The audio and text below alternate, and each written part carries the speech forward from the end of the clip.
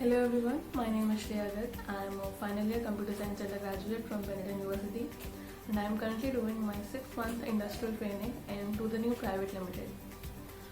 In this video, I am going to talk about the various things that I have learned about vulnerable and penetration testing during my training period in this company. You must be wondering why VAPT. As you know, the use of internet has increased in the past few years. And with this increase in internet usage, the threat of cyber risk has also increased. That means that our data that we upload on the internet is not that secure. Do you know 94% of the web application tested contain a high severity software flaw, and 85% of these apps contain at least one confirmed exploitable vulnerability. These vulnerabilities, when exploited, can cause a lot of data breach, and this data loss can cause damage to the company's monetary assets and reputation.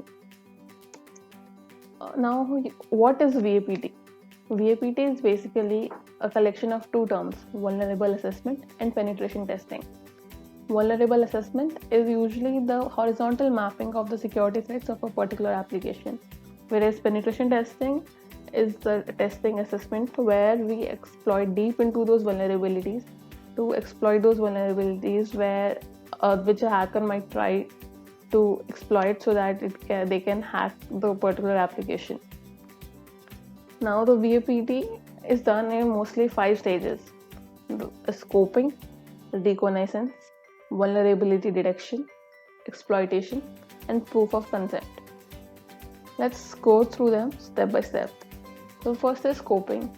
Here we determine the final scope where the VAPT has to be done. For example, do we have to consider all the subdomains of a particular application where we have to do the VAPT? Is there any particular third-party plugin that that application is using so that can also should be considered for VAPT?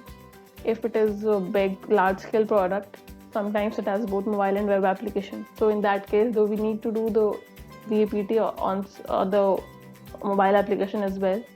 Or if there's some particular app or domain that need not to be considered for subdomain, all this information are given to us by the client. Then comes reconnaissance. It is basically a military term used for information gathering of the environment. Here it can be done in various ways. First one of them can be subdomain discovery. Here what we do is we find all the subdomains that are linked under that particular company names. Some common tools that we use for this process are Google Docking, Sublist3R, NocPy.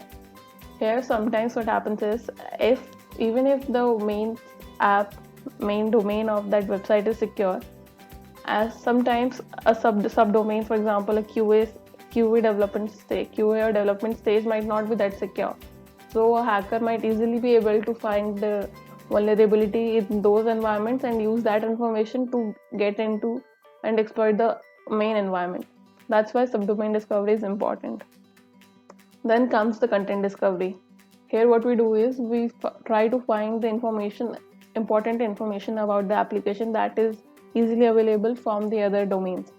For example, if we get access to the Git credentials of the developers or the main database files, then it would become easier for the hacker to exploit those particular applications. The tools that we use for this purpose are DIASearch, WFuzz, etc. Then comes port and service scanning. In this what we do is we scan all the open ports of a target, and if some particular port has been taken over, then we have to check the subdomain if it is closed both from the client side and from the server that is holding the domain which has been taken over, because if it's by any chance that has not been considered, a hacker might put malicious data on that file, and that can affect the reputation of the main target company. Now, Shodan is a kind of a search engine for everything on the internet. It is a very cool tool that we use to discover the servers, databases, control panel, and even cameras of the host app. With this, we can find the IP address, docs, ports, everything of that particular application. Next stage in the VAPT is vulnerability detection.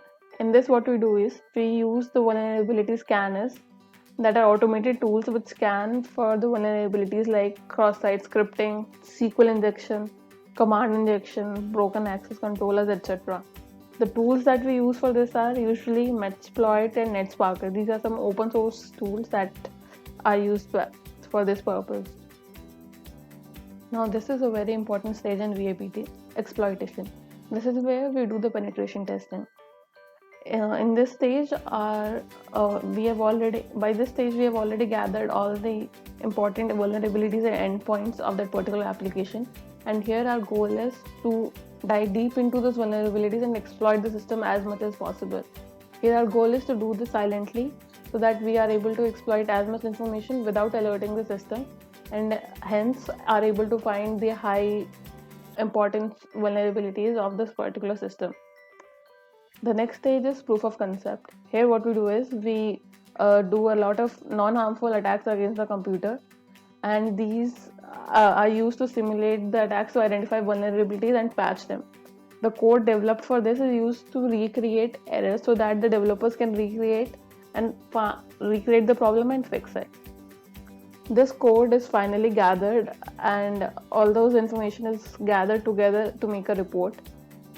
So through these reports, the client can have a detailed information about what are the vulnerabilities and threats in the particular application, and they can patch them before launching it so that it would be more secure when it is launched in the actual real-time environment. So in conclusion, I feel VAPT is a very important stage that should be considered before launching a project into the real-time environment. It can greatly secure the system and help us save us a lot of money by securing our application against a lot of internal and external threats, which can cause a lot of data breach and monetary or reputational loss. So I hope you understood the basics of VAPT through my video, and I hope you liked it. Thank you.